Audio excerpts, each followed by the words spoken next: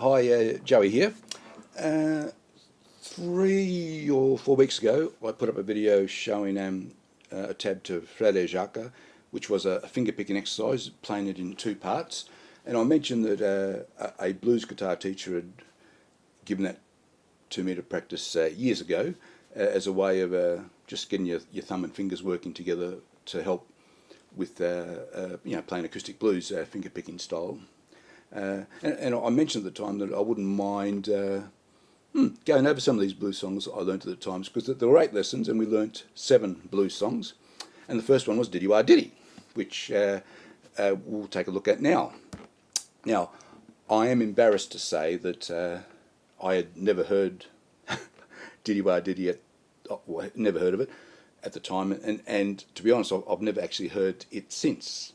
So the only version of Diddy Wa Diddy I know is what he sang to us that lesson, and the tabs he gave us, which were pretty rough handwritten tabs, as I've mentioned in the past.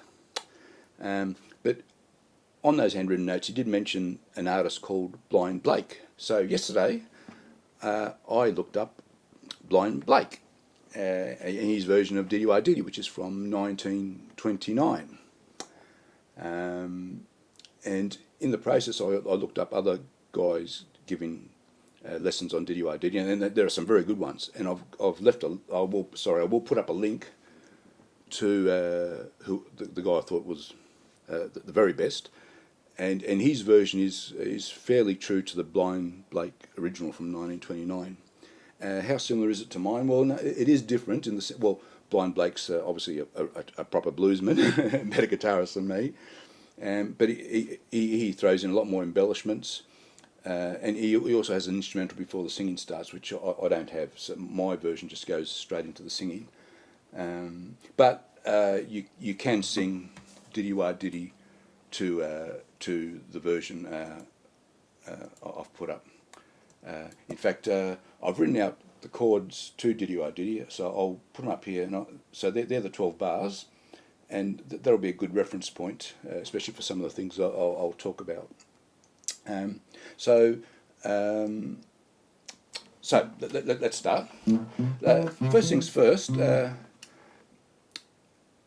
there's a few lessons and techniques and tricks my teacher taught me 37 years ago when I was 21, final year of uni, and the first thing was learning to do the alternate bass lines, and they're nearly always the same patterns for these songs.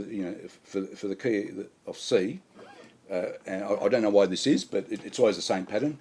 So let me actually play the alternate bass lines just for those 12 bars to see what it sounds like. And this is the sort of thing you need to just have programmed in your head to play this sort of blues. So start with the C.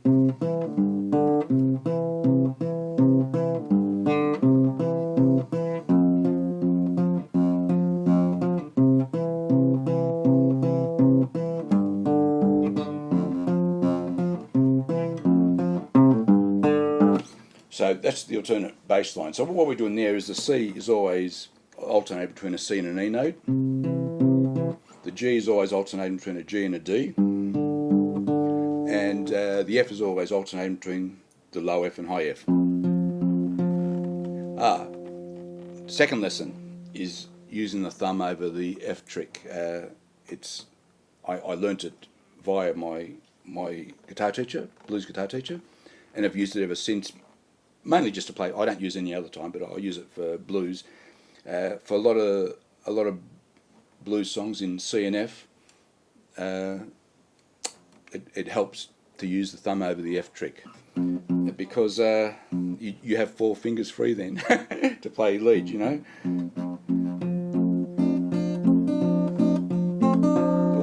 that sort of thing. So so practice that, thumb over the F. Let's now. one thing I didn't mention was I initially was going to call this an easy lesson, especially after I saw what some other guys were doing that were quite advanced. And as I went through it, it occurred to me that the opening 4 bars are relatively easy, and for those new to blues guitar, you should, at a minimum, you should focus on getting those opening 4 bars correct. But thereafter, there are some tricky bits, so I wouldn't call it easy, and that's why I've ended up calling it an intermediate guitar lesson. Let's start by playing those 4 bars.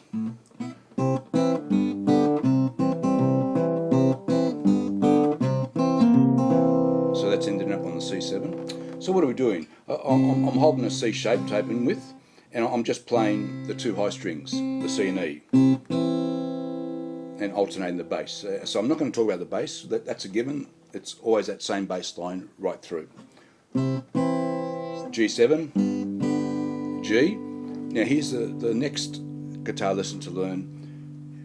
You are better off making your G chord using your little pinky, yeah? Because then you can do that G7 move.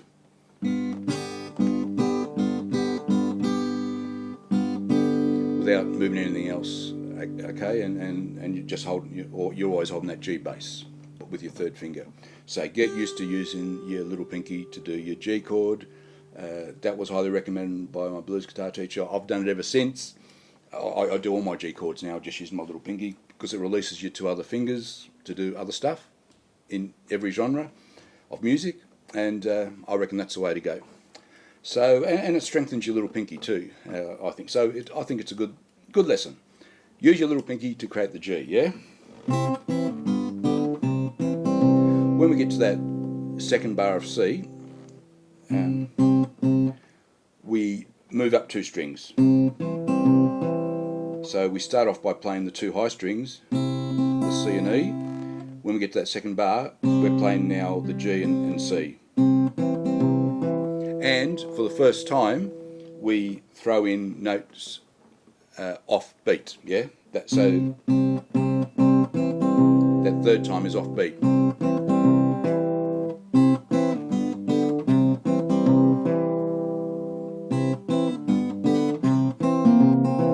When we get to the C7, and I've written C and C7 just to sort of give the indication that you're doing a normal C, you throw in the B flat once again in between beats on an off beat, and it's quite a nice move. So let's do those 4 bars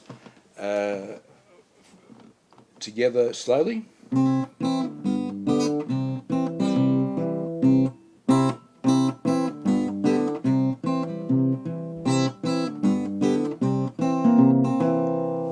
I should warn, I had a thought, a lot of this stuff is muscle memory, so you sort of learn to do it without thinking about it. And I did wonder if I start doing a guitar lesson and I have to start thinking about what I'm doing, whether it would create problems, and it just sort of does create problems actually.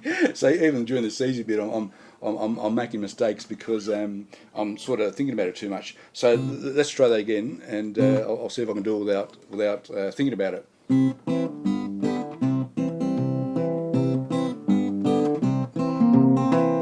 Okay, so that's up to the C7.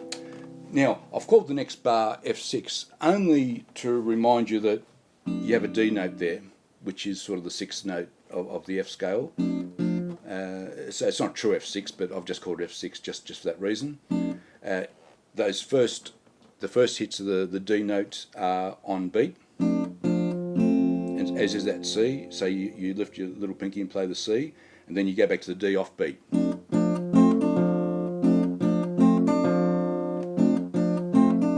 Then you have this little run starting on the G note.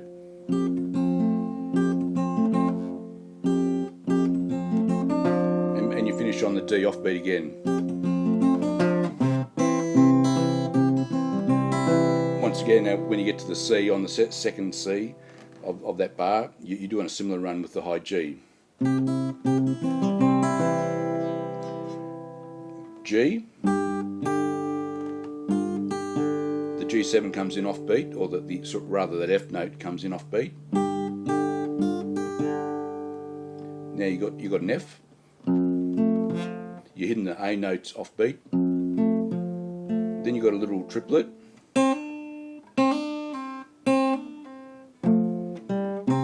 Onto the C. Then you got another little triplet when the F comes in. That's a flat A flat, A hammered, C, and now we're ending on that C bass note, and it's just a single C bass. You're letting the high C ring.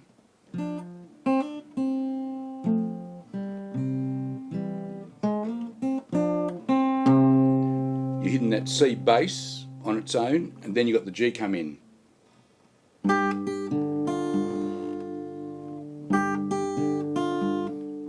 Hit the high G twice, F note off beat, and then you start again.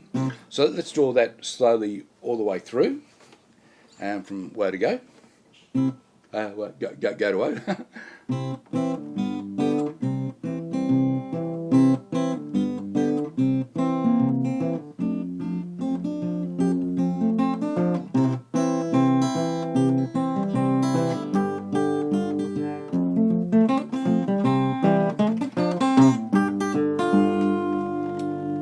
And that probably wasn't as slow as I should do. As I said, this is muscle memory, and once you get going, it's actually hard to do it slow. So I'll try and do it just one more time, really slow, and then let's just do one more time, really slow.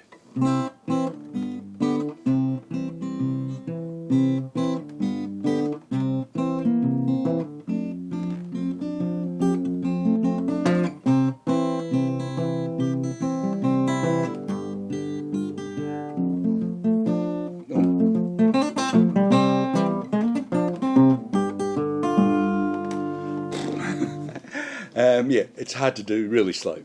What I'll do now is I'll stop the video, and I've got a backing track on the Digitech Trio, because once again this channel is about demonstrating the trio. So I've got a backing track using the genre blues number 9. I'll record me playing with the backing track now, and I'll do 5 cycles of that. So that will give you something to play along with, to practice for those who are interested. For those who are new, once again I repeat, get to practice those first 4 bars. That's a really good entree into playing this sort of guitar, because the melody line is on beat with your bass notes. So it's a good, and then you just gradually start to introduce some melody lines off beat.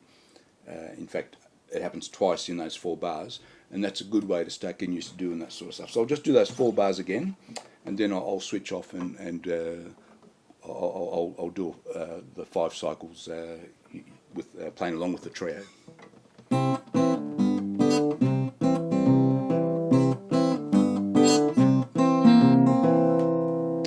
Okay, give me a minute.